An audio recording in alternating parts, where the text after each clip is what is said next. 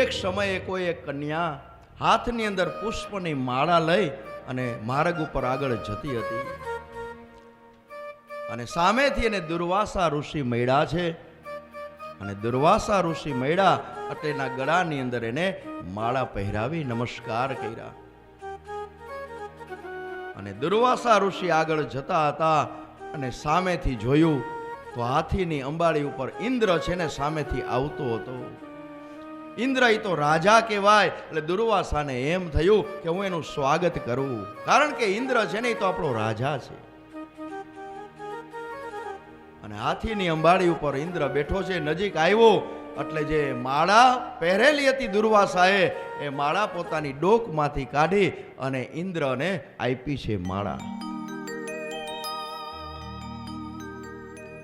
પણ ઇન્દ્ર છે ને એ સત્તાના અભિમાનથી ગર્વથી એ માળા એને હાથમાં લીધી તો ખરા, પણ એ માળાનો ઘા કર્યો અને જેવો માળાનો ઘા કર્યો એટલે હાથીની સૂંઢ ઉપર એ માળા પડી અને હાથીની સૂંઢ ઉપરથી જમીન ઉપર એ માળા પડી અને હાથીનો પગ છે કે હાર ઉપર એ ફૂલના માળા ઉપર એ ફૂલની માળા કચરાણી. અને આ દુર્વાસાએ જોયું ને દુર્વાસાને એકદમ ક્રોધ થયો.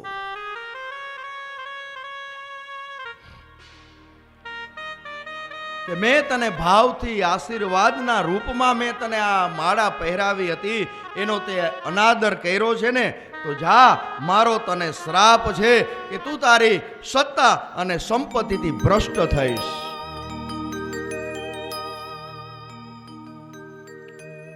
અને દુર્વાસાના શ્રાપથી નિશ્ચય જ બધા દેવતાઓ છે ને એ દૈત્યો સાથે યુદ્ધ કર્યું અને યુદ્ધની અંદર દરેક દેવતાઓ છે ને એ પરાજિત થયા.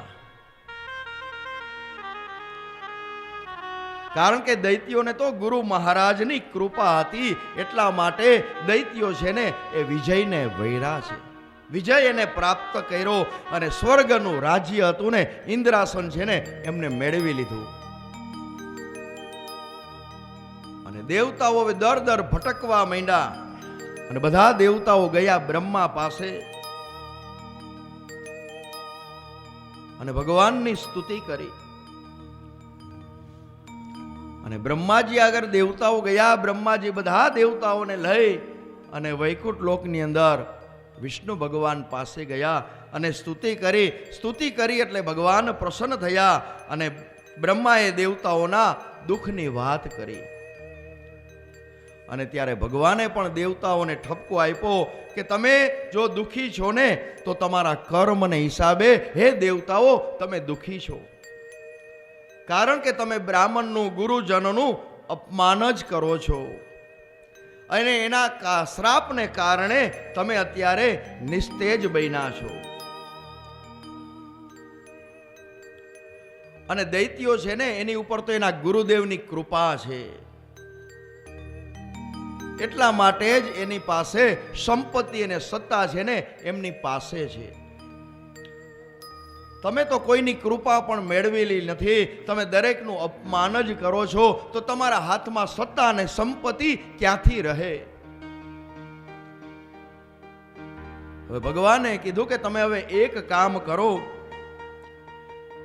શુક્રાચાર્ય પાસે એવી સંજીવની વિદ્યા છે, કદાચ તમે અત્યારે એની સાથે યુદ્ધ કરશો ને દૈત્યો સાથે તો તમે જીતી નહીં શકો.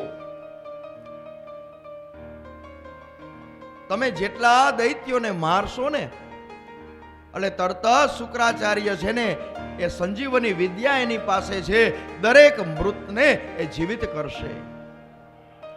તમારા એવી તમે ગુરુદેવની એવી કોઈ વિદ્યા છે તમારી પાસે? એટલે ભગવાન કહે છે પેલા તમે બધા અમૃત મેળવી લ્યો ને અમૃતનું પાન કરો, ત્યાર પછી સત્તા છે ને એ તમને મળશે. અને દેવતાઓ કહે છે પ્રભુ એ અમૃત મળે ક્યાંથી? ભગવાન કહે છે એની યુક્તિ છે એ હું તમને બતાવું છું. દરેક ઔષધિ લઈ અને તમે સમુદ્રની અંદર પધરાવો અને મંદરાચલ પર્વતનો રવૈયો તૈયાર કરો અને વાસુકી નાગના તમે નાત્રા કરો. નેત્રા કરો, દોરડા તૈયાર કરો અને પછી તમે સમુદ્ર મંથન કરશો ને તો એની અંદર અમૃત નીકળશે. કહે છે સારું પ્રભુ હાલો અમે જાય. એટલે ભગવાન કે ઉભા રહ્યો, ઉતાવળ કરોમાં, આ કામ છે ને એ તમારા એકલાથી થશે નહીં.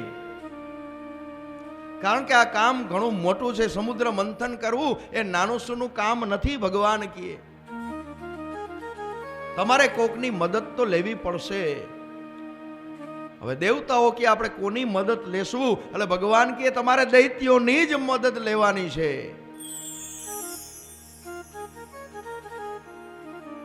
અને ત્યારે દેવતાઓએ કીધું કે શત્રુની સહાય લેવાય. ત્યારે ભગવાને કીધું કે ઇન્દ્ર, મેં તને સત્તા આપી, તને રાજા બનાવ્યો, પણ તને રાજનીતિનો કક્કો પણ આવડતો નથી. અને જરૂર પડે ને ત્યારે દુશ્મન નહીં, આપણે મિત્ર બનાવી લેવાય. આજે ભગવાન કહે છે કારણ કે રાજનીતિ એવી છે એમાં કાયમ કોઈ મિત્ર નથી અને કાયમ કોઈ શત્રુ નથી. અને ત્યારે દેવતાઓએ કીધું કે મહારાજ, હે પ્રભુ, એ તમારી વાત સાચી છે. સારું, એ લોકો સહાય કરશે, પણ એને આપણે અમૃત નીકળશે તો એને થોડુંક અમૃત આપવું પડશે. ભગવાન કે ના, એને અમૃત આપવું નથી. તો કઈ ભાગ માગશે તો કઈ તમારે ક્યાં જોવાનું છે? એને અમૃત મળશે નહીં એવું હું કરીશ.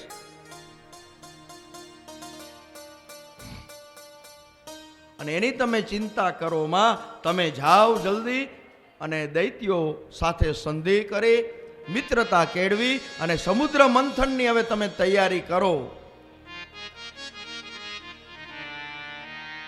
અને આ બાજુ ભગવાનને નમસ્કાર કરી વંદન કરી દરેક દેવતાઓ ત્યાંથી નીકળ્યા છે. અને ભગવાને કીધું કે જ્યારે જ્યારે તકલીફ પડે, સમુદ્ર મંથન કરતા હોય એની અંદર જ્યારે જ્યારે તમને કાંઈ પણ તકલીફ પડે ને તો એ મને યાદ કરજો. એ તકલીફમાંથી, એ દુઃખમાંથી હું તમને દૂર કરીશ. અને બધા દેવતાઓ આવ્યા છે દૈત્ય આગળ. અને દૈત્યોને આવીને કે ચાલો આપણે હવે યુદ્ધ કરવું નથી, આપણે સમાધાન કરી લઈએ. અને આ બાજુ દૈત્યોએ કીધું કે ભલે તમે સમાધાનની વાત કરો, પણ અમારે સમાધાન કરવું નથી. વળી દેવતાઓએ કીધું ભલે આપણી માં જુદી છે, બાપ તો એક જ છે ને, આપણે એક બાપના દીકરા.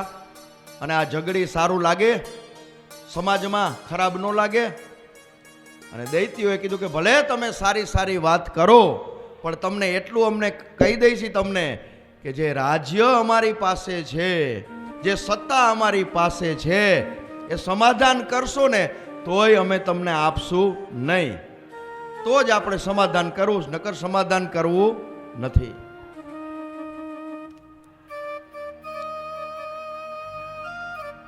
અને દેવતાઓએ કીધું કે અમારે સત્તા જોતી નથી, ભલે તમે રાજ કરજો, અમે સત્તા માટે આવ્યા નથી.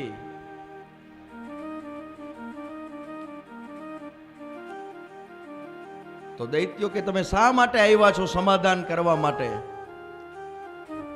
તમારે જો રાજ્ય જોતું હોય, સત્તા જોતું હોય તો અમારી સામે યુદ્ધ કરો, અને યુદ્ધ કરીને તમે જીતી જાઓ તો જ તમને આમાંથી સત્તા મળશે.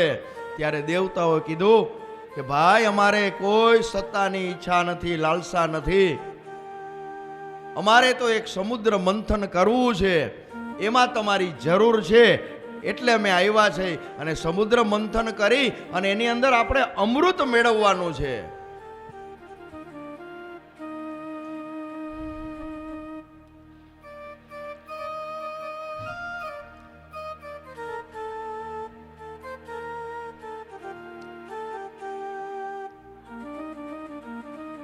અમૃત મેળવવા માટે અમે અહીં આવ્યા છીએ. ત્યારે દૈત્યો બધા સંમત થયા કે કાંઈ વાંધો નહીં, પણ પેલા તમને વાત કરી દે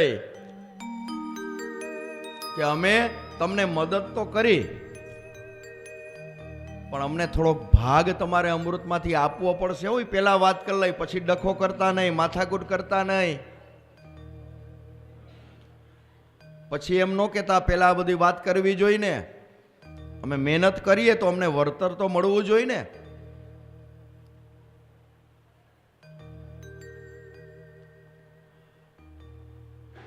અને ત્યારે દેવતાઓએ કીધું કે આપણે સમુદ્ર મંથન કરશું ને, એની અંદર અમૃત નીકળશે ને, એમાં અડધો ભાગ તમને પણ મળશે. અને આ બાજુ વાત કરી એટલે દૈત્યોના મનની અંદર પણ કપટ થયું કે આપણે સમુદ્ર મંથન કરશું અને અમૃત નીકળશે ને તો આપણે દેવતાઓને દેવું નથી, આપણે એકલા જ પી જવું છે. અને આ બાજુ દેવતાઓના મનમાં પણ એવું કપટ થયું કે અમૃત ભલે ને નીકળે, આપણે ભલે ને અત્યારે હા પાડી હોય, નીકળવા તો દો, પછી આપણે એને દેવું જ નથી. કારણ કે બેયના વિચાર છે ને એ ખોટા છે.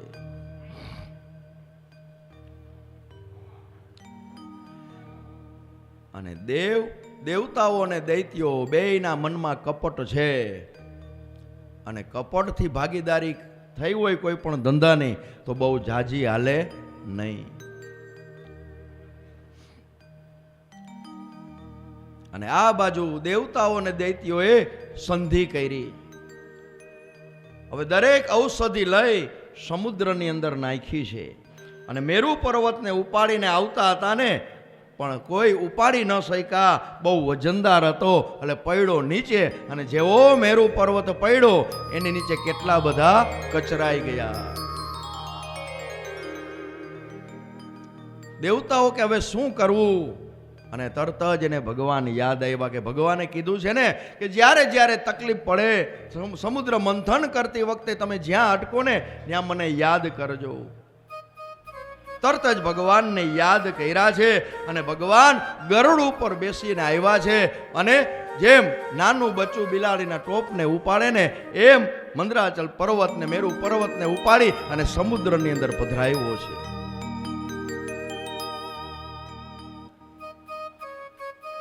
અને આ બાજુ વાસુકી નાગ પાસે આવ્યા છે કે તમારા નેત્રા અમારે કરવાના છે, એટલે અમારે અમૃત મેળવવું છે. એટલે વાસુકી નાગે કીધું તમે બે બાજુથી મને ખેંચશો એટલે મારા શરીરના મકોડા છે એ બધાય ઢીલા પડી જાય, તો કાંઈક મને મહેનતાણું તમારે આપવું પડે. હો, એમનેમ કામ કરાય નહીં. એટલે દેવતાઓએ કીધું કે જે અમૃત નીકળશે ને એમાંથી થોડો ભાગ અમે તમને આપશું.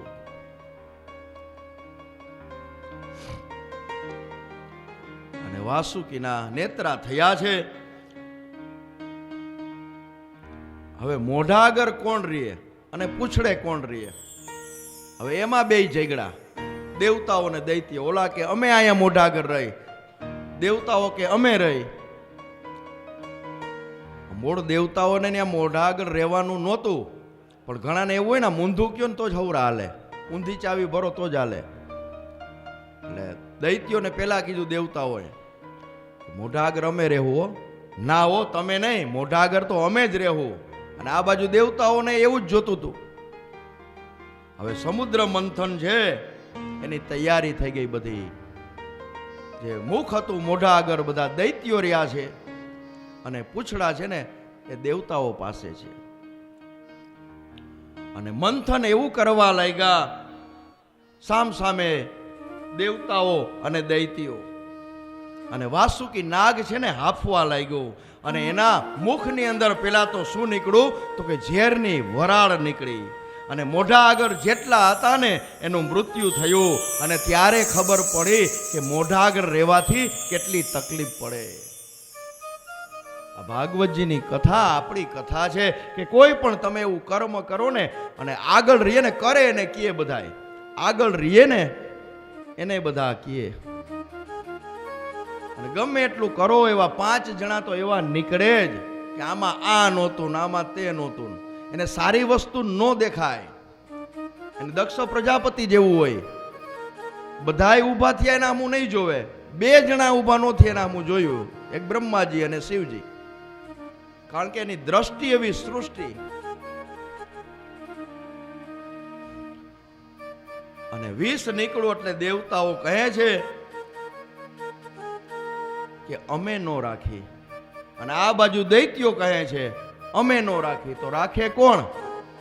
અને દૈત્યોએ કીધું કે તમે તો બહુ મોટી મોટી વાતો કરતા હતા કે આપણે હાલો સમુદ્ર મંથન કરી અને એમાં અમૃત નીકળશે. અને અમૃત અમૃત કરતા હતા, આમાં તો વિષ નીકળ્યું, ઝેર નીકળ્યું. આ અમારે જોતું નથી, તમે રાખો. દેવતાઓ કે અમારે નથી જોતું, તમે રાખો. કારણ કે દુઃખ કોઈને જોતું નથી. કોઈ ભગવાન આગળ માંગ્યું કે મને દુઃખ આપો, દુઃખ આપો? કોઈ દિવસ માંગ્યું? માગી તો જોજો.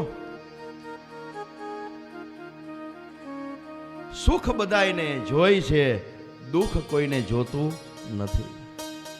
અમૃત આ બધાને જોતું હતું, પણ વિષ નીકળ્યું એટલે કોઈ લેવા તૈયાર નથી. અને ત્યારે ભગવાને કીધું હતું ને કે મને યાદ કરજો, સમુદ્ર મંથન થાય જ્યાં જ્યાં અટકો ત્યાં અમને યાદ કરજો. પેલા તો આપણે બધોય પ્રયત્ન કરી જોઈ કોઈ પણ કામમાં, પછી કામ છેલ્લે ન થાય ને તઈ કે હે ઠાકોરજી, હે માતાજી, હવે તને હોય પૂછ, તું પૂરું કરજે. પણ પેલા તો માતાજી કે તું થાકી ગયો ત્યાં લગીને લડી લીધું, તે તારાથી નો થયું ત્યારે તું મારી પાસે આવ્યો. અને બધા દેવતાઓ છે એ ગયા બ્રહ્માજી પાસે. હે બ્રહ્માજી, સમુદ્ર મંથન થયું, એની અંદર અમૃત નીકળવાનું હતું, એને બદલે વિષ નીકળ્યું. તો હવે આને શું કરવું? આ વિષ કોણ ગ્રહણ કરશે? અને ત્યારે બ્રહ્માજીએ કીધું એ મારું કામ નહીં, ચાલો આપણે નજીકમાં કૈલાસ પર્વત દેખાય છે ત્યાં આપણે જાય. ભોળાનાથ છે ને એ જ આ વિષ ધારણ કરશે.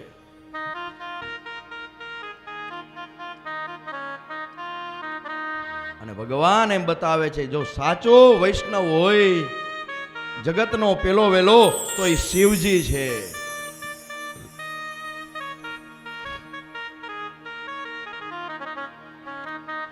બધા દેવતાઓ બ્રહ્માજીની સાથે કૈલાસ પર્વત તરફ આવ્યા છે.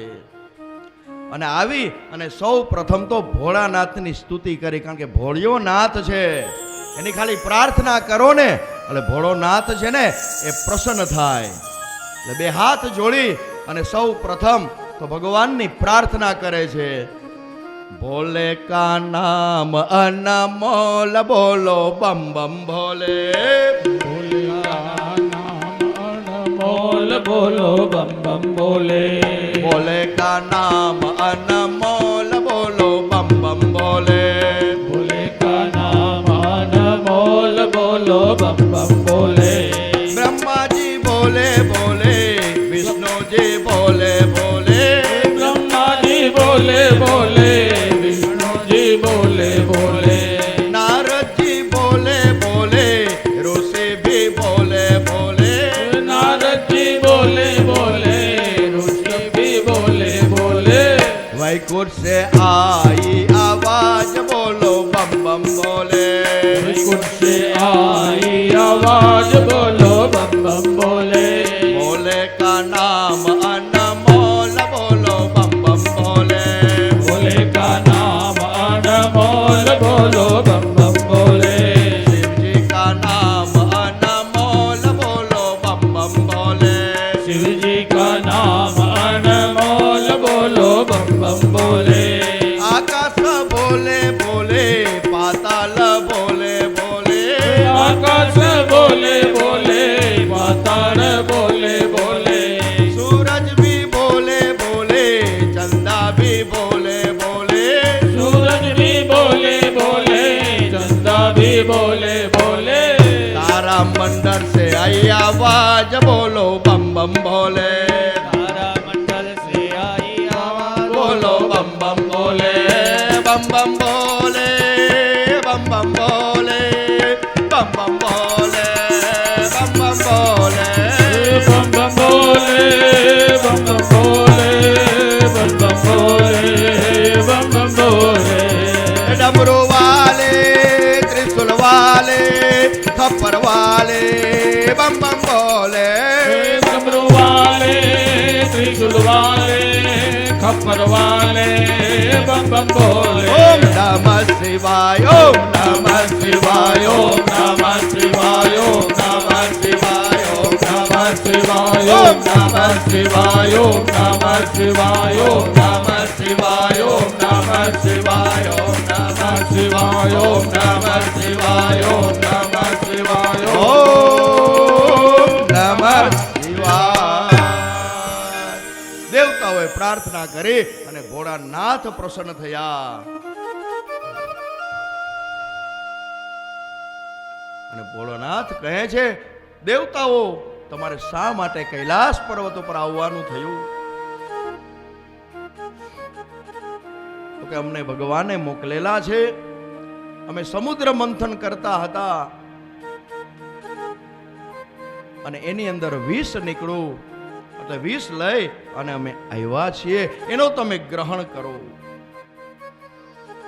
અને ભગવાને કાંઈ પણ વિચાર કર્યા વગર કીધું, લાવો કટોરો, અને પી ગયા. એ કંઠની અંદર એને ધારણ કર્યું અને કેવાના નીલકંઠ, બોલીએ શ્રી નીલકંઠ મહાદેવ કી જય, નીલકંઠ મહાદેવ કી જય, નીલકંઠ મહાદેવ કી જય. એટલે જ કીધું દેવ નથી પણ એ મહાદેવ છે. ભક્તો કો તુને શિવજી એ નિરાશ ન કિયા, मांगा जिन्हें जो चाहा वरदान दे दिया, मांगा जिन्हें जो चाहा वरदान दे दिया. जहर पिया जीवन दिया, कितना उदार तो कितना उदार तो, आयो शरण तिहारे शंभो तार तर तू, आयो शरण तिहारे शंभु तार तार तू. कैलाश के निवासी नमो बार बार हूँ, नमो बार बार हूँ, आयो शरण तिहारे शंभो तारे तर तू, आयो शरण तिहारे शंभो तारे तर तू.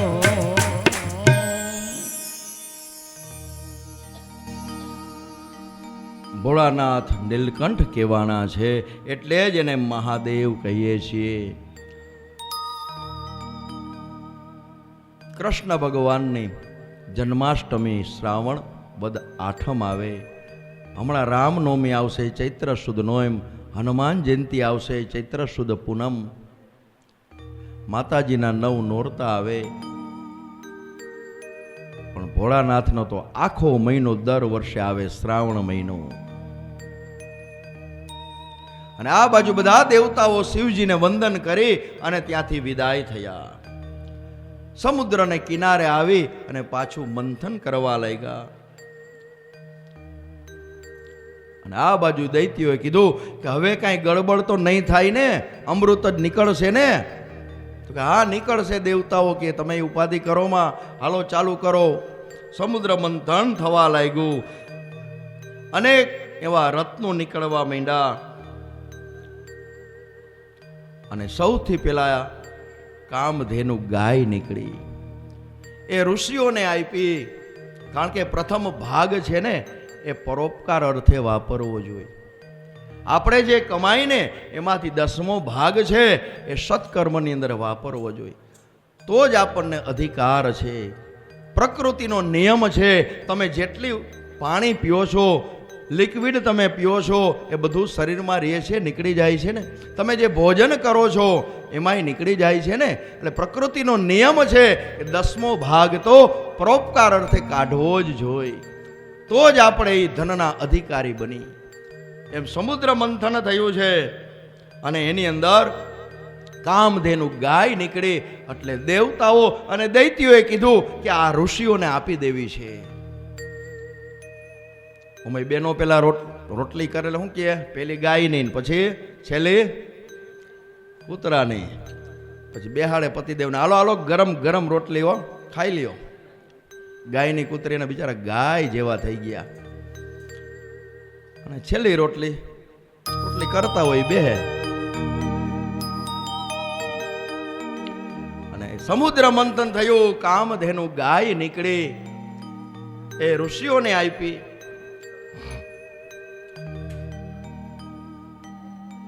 અને સમુદ્ર મંથન શરૂ થયું. ઊંચાઈ સ્રવા અશ્વ નીકળો એ દૈત્યોએ દીધું, દૈત્યોએ રાખ્યો. ફરી સમુદ્ર મંથન થયું. ઐરાવતી હાથી નીકળો એ ઇન્દ્રએ લીધો. પારિજાતક વૃક્ષ નીકળ્યું એ દેવતાઓએ રાખ્યું. અપસરાઓ નીકળી એ દેવતાઓએ રાખી. કૌસ્તુભમ મણિ નીકળો એ વિષ્ણુ ભગવાને ધારણ કર્યું. આ બધી વસ્તુ દેવતાઓ લેવા માંડ્યા અને આ બાજુ દૈત્યોએ વાંધો ઉપાડ્યો કે તમે બધી વસ્તુ ઘર ભેગી કરો છો. આપણે પેલા શું વાત થઈ હતી કે ભાગ દેવાનો, તમે કાંઈ દેતા તો અમને નથી. અને કહે છે ભાઈ તમે ઝઘડો કરો માં, તમને આપશું આમાં, હવે તમારો વારો, કરો મંથન. અને પાછા સમુદ્ર મંથન કરવા માંડ્યા અને એમાંથી નીકળી મદિરા. દૈત્યોને કીધું કે આલ્યો આ મદિરા પીઓ ને આનંદ કરો. અને ફરી સમુદ્ર મંથન થયું અને હાથમાં પુષ્પની માળા લઈ 16 સખીઓની સાથે સાક્ષાત મહાલક્ષ્મીજી પ્રગટ થયા. બોલીએ શ્રી મહાલક્ષ્મી માત કી જય. મહાલક્ષ્મી માત કી જય. મહાલક્ષ્મી માત કી જય. અને જેવા પુષ્પની માળા લઈને લક્ષ્મીજી નીકળ્યા તા તો બધાય આમ લાઈનમાં ગોઠવાઈ ગયા હો કે મને પહેરાવો, મને પહેરાવો જલ્દી મને. કારણ કે લક્ષ્મી કોને ન ગમે? ઠેર સમુદ્ર કિનારેથી હિમાલય સુધી લાઈન, એમાં ધોરી દાઢી વાળા, કાળી દાઢી વાળા બધા લાઈનમાં ગોઠવાઈ ગયા હો. અને લક્ષ્મીજી કહે તમે લાઈનમાં એમનો ઊભા રહ્યો, મને યોગ્ય લાગશે ને એને જ હું આ માળા પહેરાવીશ. લક્ષ્મીજીનો સ્વયંવર રચાણો છે. અને એની સખીઓ છે ને એને પરિચય કરાવે છે. લક્ષ્મીજી આગળ જાય છે તો સૌથી પહેલા બ્રહ્માજી ઊભા હતા. એટલે લક્ષ્મીજી કહે આનું માથાનું પતરું ધોરું થઈ ગયું છે તોય હજી એને લાલસા જાતી નથી. આ તો રજોગુણી છે. વરી આગળ ચાલ્યા. ઇન્દ્રને કહે છે સખી કે આ ઇન્દ્ર છે, આ તો બહુ કામી છે, ચાલો આગળ જતા દુર્વાસા પણ જોયા. દુર્વાસા ઓ આ તો તો કે જ્ઞાની છે પણ એ તો ક્રોધી છે, એની સાથે લગ્ન ન કરાય. ત્યાર પછી વરી આગળ જવા માંડ્યા અને દરેકનો પરિચય કરાવે છે. અને એવામાં વિષ્ણુ ભગવાન છે ને એ પોતાના ચરણોની અંદર નીચું મસ્તક રાખી અને શંખ, ચક્ર, ગદા, પદ્મ, પીળું પીતાંબર. અને લક્ષ્મીજીને એમ થયું કે આ બરોબર પાત્ર છે, કારણ કે મારી સામું જોતોય નથી. અને લક્ષ્મીજી નજીક આવી અને વરમાળા છે ને એને પહેરાવે છે. બોલીએ શ્રી લક્ષ્મી નારાયણ ભગવાન કી જય. લક્ષ્મી નારાયણ ભગવાન કી જય. લક્ષ્મી નારાયણ ભગવાન કી જય.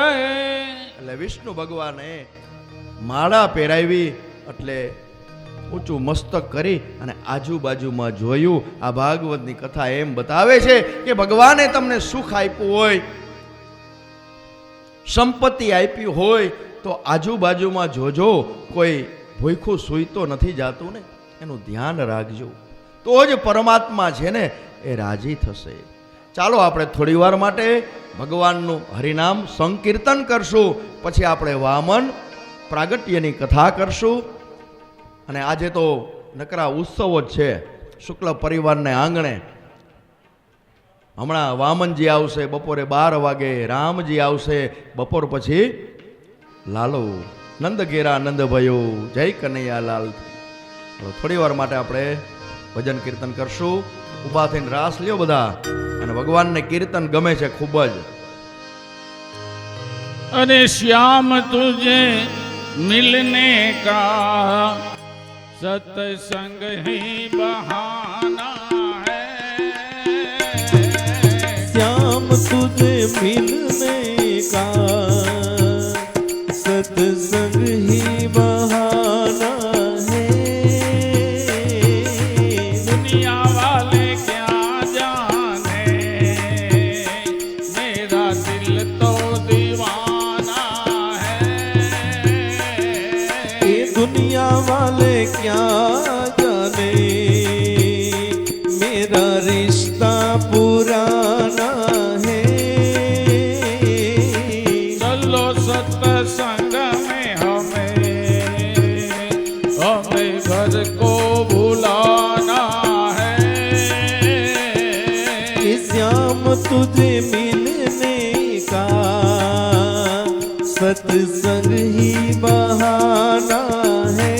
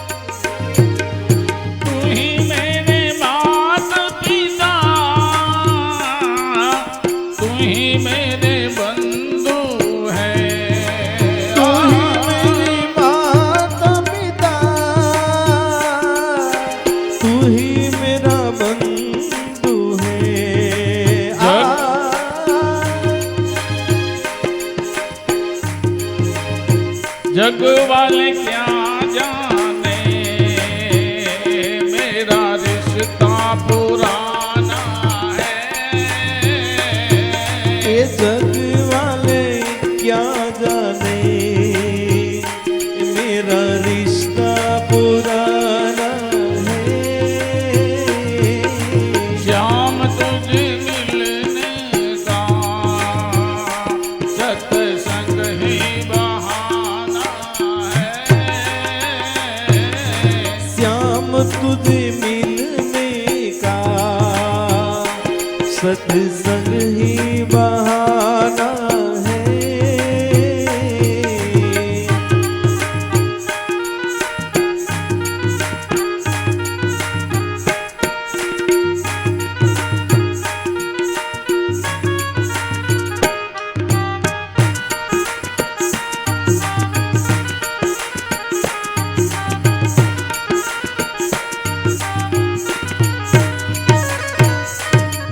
महलों में ढूंढा तुझे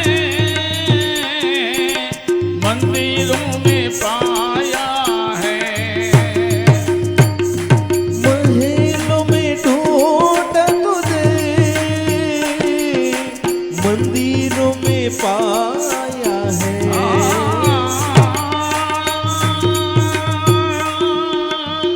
महलों में ढूंढा तुझे मंदिरों में पाया है। ओ महलों में ढूंढा तुझे मंदिरों में पाया है। भक्तों के हृदयों में मेरा श्याम का ठिकाना है। ये भक्तों के हृदयों में ये मेरे श्याम का ठिकाना है। श्याम तुझे मिलने का सत्संग ही बहाना है। श्याम तुझे मिलने का सत्संग ही बहाना है। दुनिया वाले क्या जाने मेरा रिश्ता पुराना है। ये दुनिया वाले क्या जाने मेरा रिश्ता पुराना है।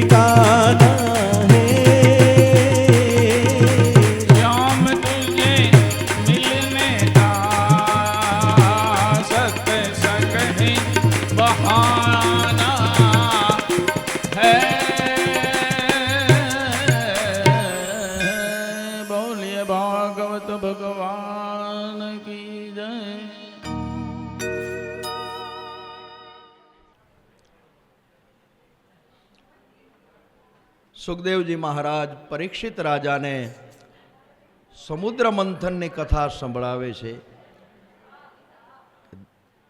દેવ અને દૈત્યો વચ્ચે સમુદ્ર મંથન થાય છે.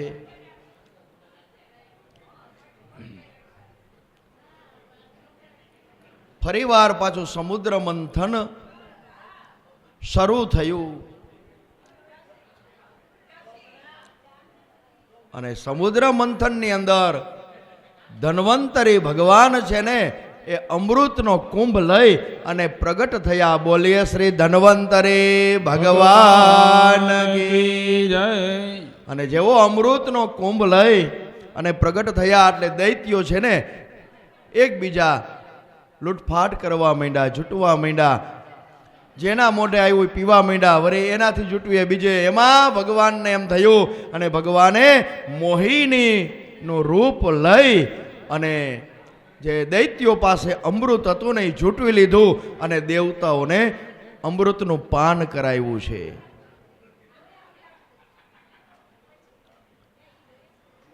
અને ત્યાર પછી દેવતાઓ અને દૈત્ય વચ્ચે ભયંકર યુદ્ધ થયું.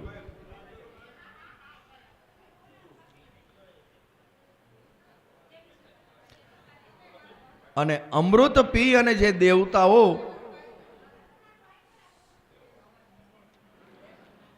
અમર બનેલા હતા એ દેવતાઓએ દૈત્યોને માર્યા છે. અને એ સમયે બલિરાજાને પણ દેવતાઓએ માર્યા છે. અને આ બાજુ તરત જ દૈત્યોના ગુરુ શુક્રાચાર્ય આવી અને એની પાસે સંજીવની વિદ્યા છે અને એમણે સંજીવની વિદ્યા દ્વારા બલિને અને દૈત્યોને પુનર્જીવિત કર્યા.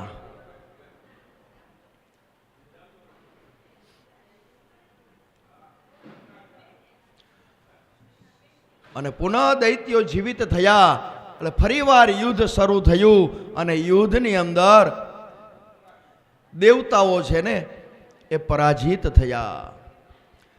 પાછું દૈત્યોના હાથમાં રાજ્ય આવી ગયું, ઇન્દ્રાસન એમને મળી ગયું.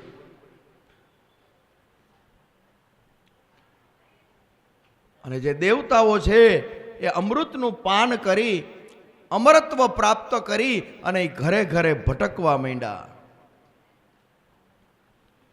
અને ભગવાન પાસે આવીને કહે છે, પ્રભુ અમને બચાવો બચાવો. અને ભગવાન કે હમણાં કાંઈ થશે નહીં, તમે થોડો સમય તમારે શાંતિ રાખવી પડશે.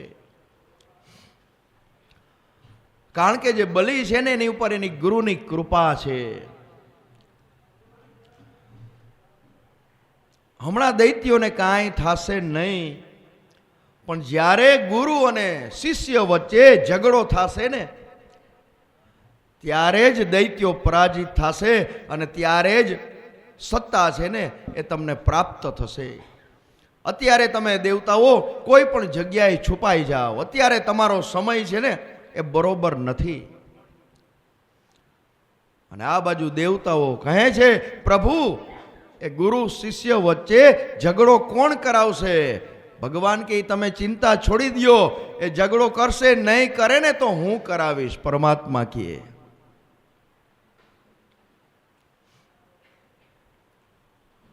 અને આ બાજુ સ્વર્ગનું રાજ્ય ઇન્દ્રાસન એમને ટકી રહે એ માટે બલિ રાજા ગુરુદેવ શુક્રાચાર્યને પૂછે છે કે મારું ઇન્દ્રાસન, આ મારી સત્તા એ લાંબા સમય સુધી ટકી રહે એના માટે શું કરવું? અને ત્યારે શુક્રાચાર્ય કહે છે, હે બલિ, તું 100 અશ્વમેઘ યજ્ઞ કરીશ ને એટલે તને કાયમી માટે ઇન્દ્રાસન છે ને એ સત્તા છે ને એ તને પ્રાપ્ત થશે.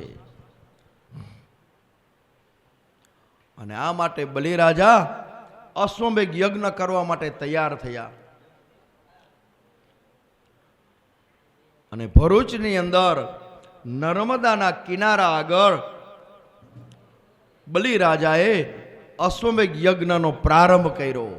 99 અશ્વમેઘ યજ્ઞ પૂરા થયા અને 100મો અશ્વમેઘ યજ્ઞ ચાલતો હતો. અને જો 100મો અશ્વમેઘ યજ્ઞ પૂરો કરે તો બલિરાજાને ઇન્દ્રાસન પ્રાપ્ત થાય, સત્તા એને પ્રાપ્ત થાય.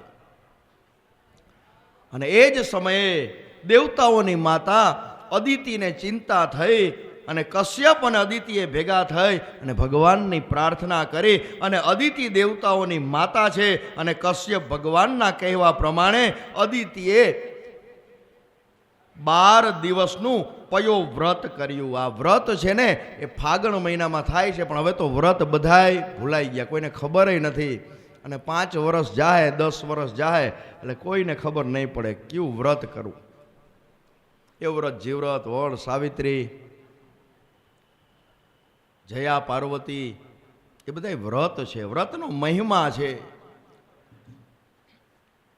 આ અદિતિએ પયો વ્રત કર્યું છે અને આ વ્રત છે ને ફાગણ મહિનામાં થાય. કેવલ દૂધ પીને જ આ વ્રત કરવું જોઈએ. અને આ બાજુ અદિતિના વ્રતના પ્રભાવે ભગવાન પ્રસન્ન થયા અને અદિતિ આગળ ભગવાન છે ને એ પ્રગટ થયા, પણ ચતુર્ભુજ સ્વરૂપે પ્રગટ થયા. બોલીએ શ્રી યજ્ઞ નારાયણ ભગવાન કી જય. અને અદિતિએ ચતુર્ભુજ યજ્ઞ નારાયણની સ્તુતિ કરી. અને કશ્યપ ભગવાન તેજપુંજ જોઈ પોતાની પર્ણકુટીમાંથી દોડતા દોડતા આવ્યા. બંને દંડવત નમસ્કાર કર્યા. અને ભગવાને જ્યારે વરદાન માગવાનું કહ્યું ત્યારે માં અદિતિએ માગ્યું કે પ્રભુ, મારા બાળક દેવતાઓને એમનું રાજ્ય છે ને એ પાછું એને અપાવો, એટલી અમારી ઉપર કૃપા કરો. ભગવાને કહ્યું કે અત્યારે એ રાજ્ય બલિના હાથમાં છે. બલિને મારી અને તમારા પુત્રોને રાજ્ય આપવાનું તો મારાથી સંભવ નથી, પણ બલિ જે યજ્ઞ દ્વારા મારું યજન કરે છે ને માં, ત્યાં હું જઈશ, યાચક બની અને હું જઈશ. હું આજે ઉપેન્દ્ર બની અને એની આગળ જઈશ અને એની પાસે હું યાચના કરીશ, હું માગીશ. અને આ બાજુ ભગવાનનું ચતુર્ભુજ છે એ અંતર ધ્યાન થયું અને ભગવાન શ્રી હરિ વામન બન્યા છે. બોલીએ શ્રી વામન નારાયણ ભગવાન કી જય. ભગવાન છે વામન બની અને ભગવાનનું પ્રાગટ્ય થયું છે. વામનજી ખૂબ નાના હતા અને એના માતા પિતાએ એમનો યજ્ઞોપવિત સંસ્કારની તૈયારી કરે છે. આને અમારે જનોય આપવી છે.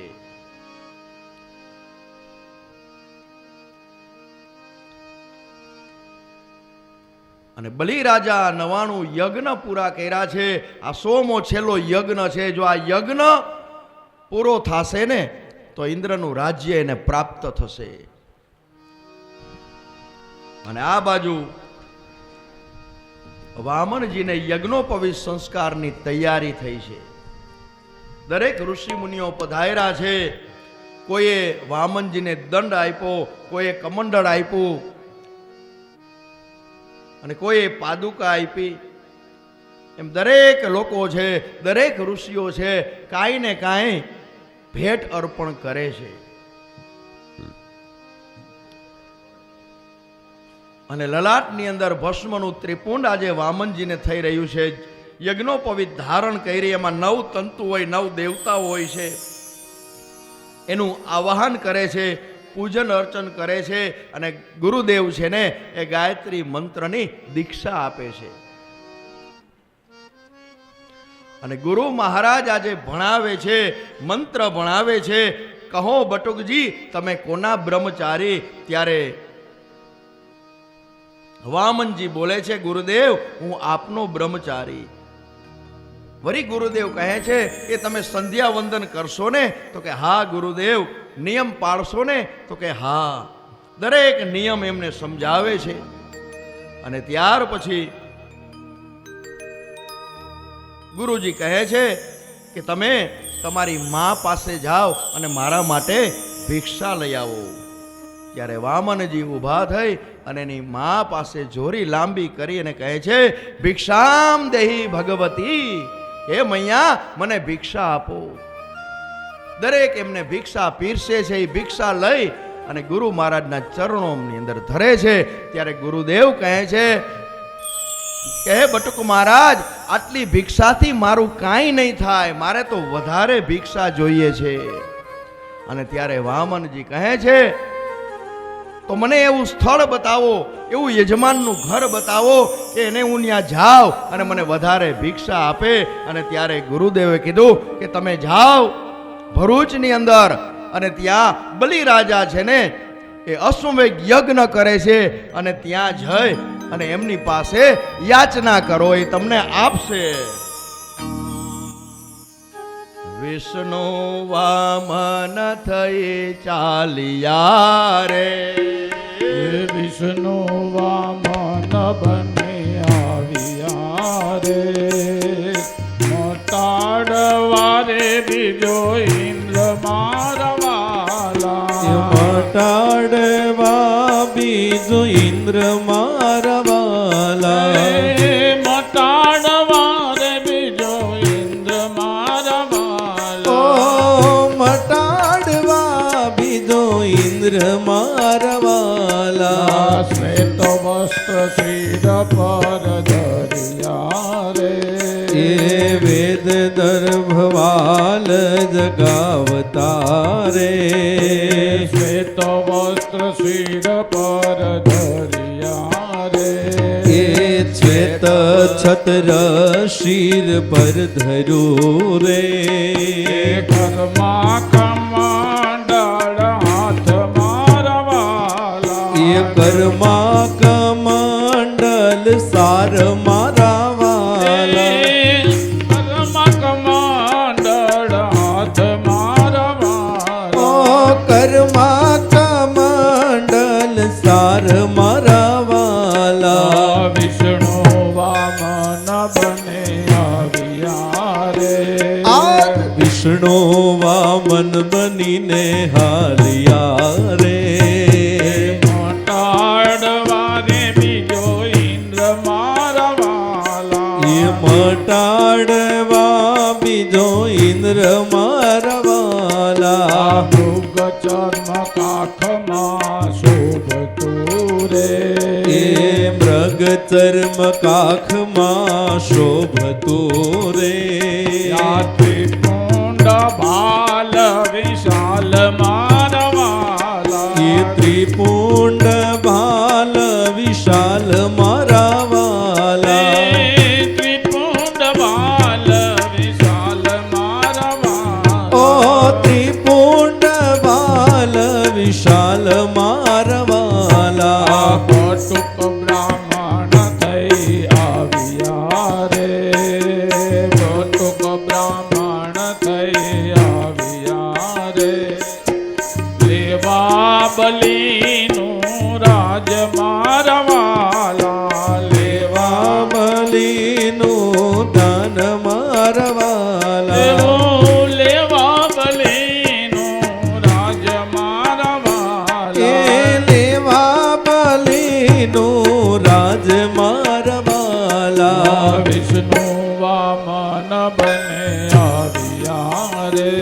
આજ વિષ્ણુ વામન બનીને આવ્યા રે, મોટાડવારે બીજો ઇન્દ્ર મારવાલા, એ મટાડવા બીજો ઇન્દ્ર મારવાલા, મોટાડવારે બીજો ઇન્દ્ર મારવાલા, એ મટાડવા બીજો ઇન્દ્ર મારવાલા, મોટાડવારે બીજો ઇન્દ્ર મારવાલા.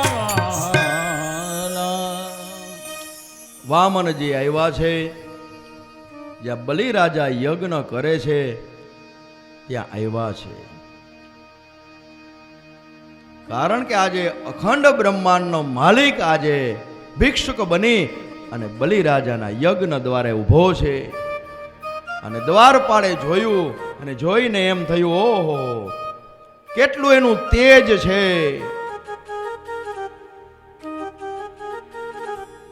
આ 99 યજ્ઞ થયા, આવા કોઈ ભૂદેવ અહીંયા આવ્યા નથી. અને તરત જ દ્વારપાળ યજ્ઞશાળામાં જઈ અને બલિરાજાને કહે છે, મહારાજ આજે ધન્ય ઘડી અને ધન્ય ભાગ્ય તમારા આ યજ્ઞશાળાની અંદર એક તેજસ્વી એક ભૂદેવ બટુક મહારાજ છે, એ આપણા યજ્ઞની અંદર આવ્યા છે. તરત જ બલિરાજા ઊભા થયા અને એને તેડવા માટે જાય છે. અને બલિરાજા કહે છે કે ઓહો, એનું તેજ તો જો.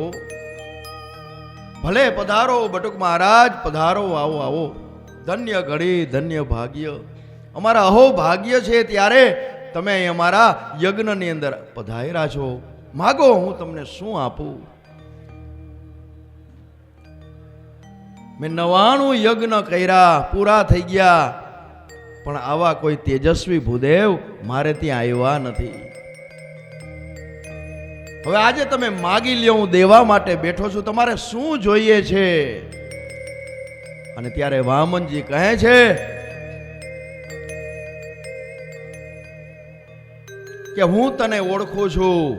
તારા દાદા વિરોચન જેવો કોઈ દાની થયો નથી અને થવાનો નથી. એના પ્રહલાદ એ ભગવાનનો પરમ ભક્ત છે. તો બલિરાજા તું ઉદાર જ હોય. કહે છે માગો બટુક મહારાજ, તમારે શું જોઈએ છે? શું તમને આપું? અને આજે તમે જે માગશો ને એ હું દેવા તૈયાર છું. અને આ બધી વાત કરે છે. અને એ જ યજ્ઞશાળામાં દૈત્યના ગુરુ શુક્રાચાર્ય બેઠા છે. અને એને એમ થયું કે આ બાળક ભલે નાનું હોય, પણ દાળમાં કઈક કાણું લાગે છે. એટલે શુક્રાચાર્ય આંખ બંધ કરી સમાધિ લગાવી અને જોયું, ઓહો, આ તો બ્રહ્માંડનો માલિક છે. એ આજે ભિક્ષુક બની અને આજે બલિરાજાને આંગણે આવ્યો છે. શુક્રાચાર્યને કાંઈક થયું. ઘણા એને હોય ને દિયે કોક, પણ એ જોઈ ન ઓગે. પોતે તો દિયે નહીં, પણ અંદરથી થાય, વરી દઈ દે તો બધુંય. અને કે છે, હે બલી. હા ગુરુદેવ. અને આ બાજુ વામનજી મનોમન વિચાર કરે છે કે આ એનો ગુરુ છે ને, એ અટકાવે નહીં તો સારું. કહે છે બલી, જો તને તારા ગુરુ બોલાવે છે જા. બલિરાજા શુક્રાચાર્ય પાસે આવે છે. અને ત્યારે શુક્રાચાર્યને કહે છે, બલી તું દાન દેને તો ધ્યાન રાખજે હો. આ તું સમજતો નહીં. આ કોણ છે તને કહી દઉં. આ સ્વયં નારાયણ તારે ત્યાં આજે ભિક્ષુક બનીને આવ્યા છે, વામન બનીને આવ્યા છે. તું ધ્યાન રાખજે. અને ત્યારે બલિરાજા કહે છે, ગુરુદેવ જો સાક્ષાત પરમાત્મા મારી પાસે આવ્યા હોય માગવા માટે, તો મારે કાંઈ મૂંઝાવાનું ન હોય. રે શુક્રાચાર્ય કે હજી હું તને કુળ ગોર છો એટલે હું તને ચેતું છું, ધ્યાન રાખજે. આ તારું સર્વસ્વ લઈ લે.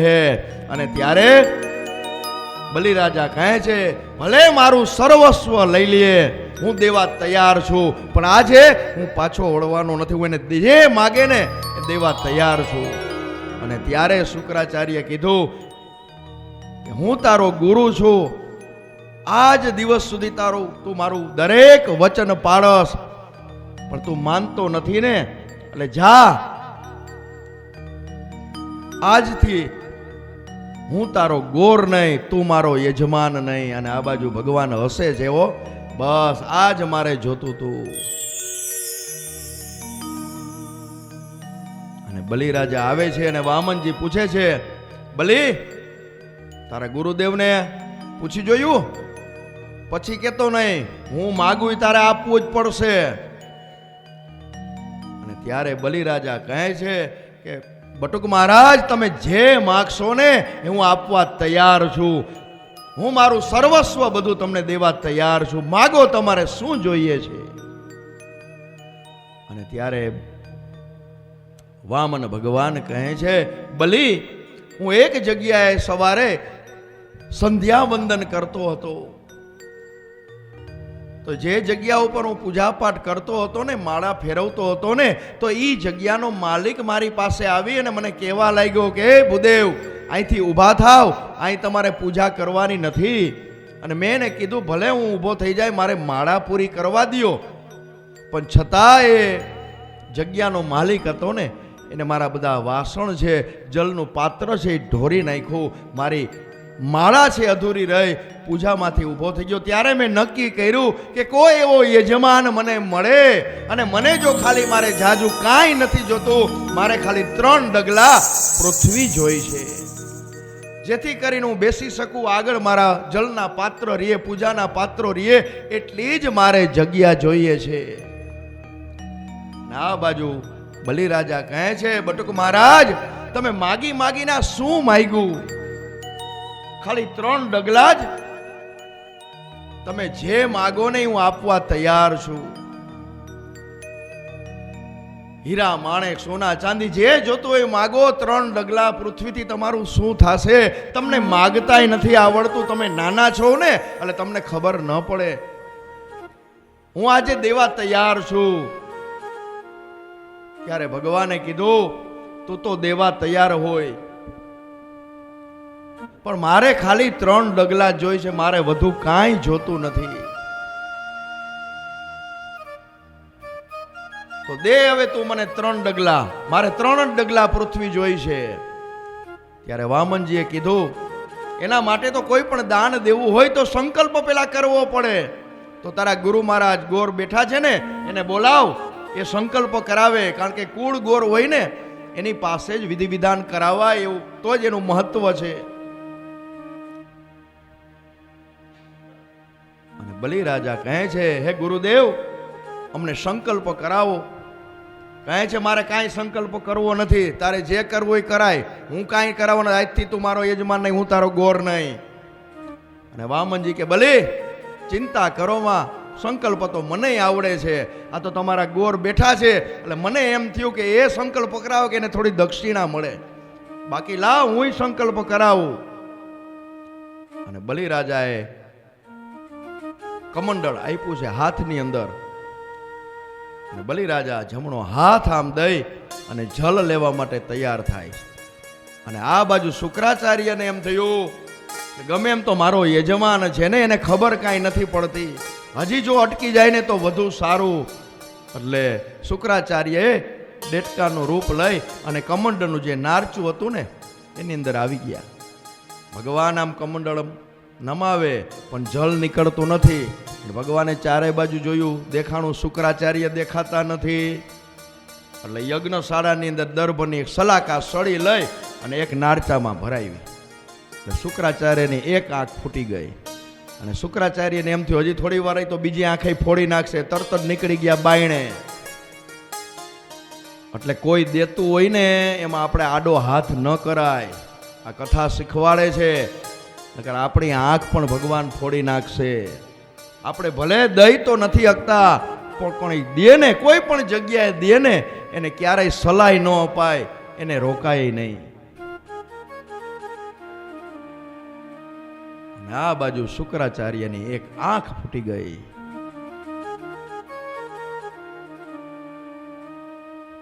અને બલિરાજાને સંકલ્પ કરાવે છે આજે વામનજી. અને સંકલ્પ પૂરો થયા પછી ભગવાન કહે છે, હવે તું મને દાન દઈશ ને? એટલે ત્યારે બલિરાજા કહે છે, હવે મારે દાન તો દેવું જ પડે, કારણ કે મેં તો સંકલ્પ કરેલો છે. કોઈ પણ સંકલ્પ કરો ને, એટલે દાન તો આપવું જ પડે, નકર દોષ લાગે. અને ભગવાને કીધું, હવે તું તૈયાર છો ને? તો કે હા બટુક મહારાજ, તમે માપી લ્યો, તમારે 3 ડગલા જોઈએ છે ને?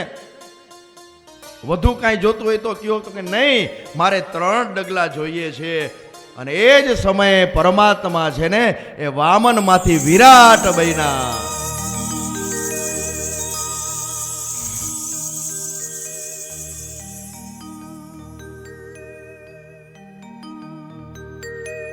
અને એક પગલાની અંદર આખી પૃથ્વી આવી ગઈ, બીજું પગલું ભર્યું આખું બ્રહ્માંડ આવી ગયું. અને હવે બલિને કહે છે, બલિ હવે મારે ત્રીજું ડગલું ભરવું ક્યાં, મને બતાવ. અને તે સંકલ્પ કરેલો છે, જો એ પૂરો નહીં થાય તો તને દોષ લાગશે અને તું નર્કની અંદર પડીશ. અને બલિ રાજા તો થરથર ધ્રુજે છે અને ભગવાનની સામે હાથ જોડીને કહ્યું, મહારાજ હવે કદાચ મારે નર્કમાં જવું પડે ને તોય મને વાંધો નથી, કારણ કે આજે દુનિયાનો દાતાર મારે આંગણે ભિક્ષુક બનીને આવ્યો છે. મને નરકમાં જાવું ને એ પણ મને મંજૂર છે, કારણ કે હું ધન્ય બન્યો છું. ત્યારે ભગવાને કહ્યું, તારે નરકમાં જવું હોય તો જજે, પણ પહેલા તું મને બતાવ મારે ત્રીજું ડગલું ભરવું ક્યાં. અને ત્યારે બલિરાજાએ કીધું, પ્રભુ એક કામ કરો, 2 ડગલામાં તો તમે બધું લઈ લીધું છે, હજી ત્રીજું ડગલું બાકી છે ને, તો ત્રીજા ડગલામાં પદમ તૃતીયમ કુરુ શિષ્ણે મે નિજમ, આપનું ત્રીજું ડગલું છે ને મારા મસ્તક ઉપર પધરાવો પ્રભુ. અને ભગવાને ત્રીજું ડગલું મસ્તક ઉપર મૂકી અને બલિરાજાને પાતાળની અંદર છાપ્યો છે. અને ત્યાર પછી ફરી દેવતાઓને ઇન્દ્રનું રાજ્ય છે ને એ આપ્યું છે.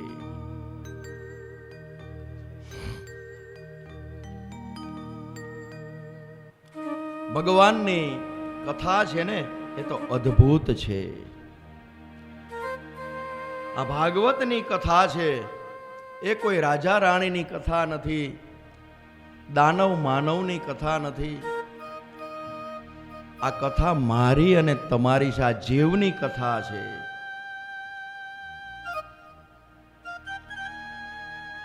સુખદેવજી મહારાજ પરીક્ષિત રાજાને આગળની કથા છે ને મન્વંતરમાં જે દેવતાઓ છે એની કથા પરમાત્મા આગળ કહે છે. મનુ મહારાજના એક પુત્રનું નામ છે પૃષદ્ન, અને ગુરુ મહારાજની આજ્ઞાથી આ પૃષદ્ન ગાયોની ખૂબ સેવા કરતા હતા. પણ એકવાર એવું બન્યું કે રાત્રિના સમયે ગૌશાળાની અંદર એક વાઘ આવ્યો અને આ રાજા તલવાર લઈ અને ગાયોની રક્ષા કરવા માટે દોડ્યા છે અને અંધારામાં વાઘને જોઈ અને તલવારનો ઘા કરે છે. તો વાઘનો ખાલી કાન કપાઈ જાય છે અને ગાયનું મસ્તક ઉડી જાય છે. અને અજાણતા પણ ગૌ હત્યા થઈ ગઈ. એટલે ગુરુએ શ્રાપ આપ્યો કે જા તું શુદ્ર થઈ જા, તે ગૌ હત્યા કરી છે અને એટલા માટે તને રાજ્યનો અધિકાર નથી. એને કોઈ દલીલ કરી નહીં અને વનની અંદર જઈ ભગવાનનું ભજન કરતા કરતા એ ભગવાનના પદને પામ્યો. ભલે એનાથી ગૌ હત્યાનું પાપ થયું હતું અજાણતા, પણ પ્રભુ સન્મુખ થયો ને, ભગવાનનું નામ લીધું ને, એટલે એને ગતિ પ્રાપ્ત થઈ. પાપ છે એ જાણતા કે અજાણતા એ પાપ તો લાગે જ છે. એટલે ભાગવતજીની અંદર લખેલું છે કે મૃત્યુને તમે યાદ કરશો ને તો તમારાથી કોઈ દિવસ પાપ થશે નહીં. પણ આપણે તો અહીં એવી રીતે રહીએ છીએ કે આપણે અહીં કાયમ રહેવાના છીએ, કાયમ માટે આવ્યા છીએ, એટલું બધું ભેગું કરીએ, પણ જે ભેગું કરવાનું છે એ આપણે કરતા નથી. અને આ જીવને ક્યાંય સંતોષ નથી. 2 વસ્તુમાં સંતોષ છે. એક માર ખાવામાં, કોઈ મારે ને એટલે એમ કે બસ હવે બસ હવે એને મારમાં. અને બીજો સંતોષ જમવામાં, 1 રોટલી 5 રોટલી 10 રોટલી 15 રોટલી બસ હવે નહીં. બાકી ક્યાંય જીવને સંતોષ નથી. અને મોટામાં મોટું કોઈ દાન હોય ને તો એ અન્નદાન છે. જે જમાડીએ ને એ મોટામાં મોટું દાન. કારણ કે એ જીવ છે ને, કોઈ નાનો માણસ હોય કે મોટો માણસ હોય, પણ અંદરથી એની આતેડી થળે મજા આવી હાસ, એટલે એના જ આશીર્વાદ આપણને પ્રાપ્ત થાય. જોઈએ છે ને વીરપુરમાં, સત્તાધારમાં વર્ષોથી આ અનક્ષેત્ર ચાલુ છે. અભ્યાગતોને ગમે ત્યારે જાઓ, તમને અન્ન મળે, રોટલો મળે.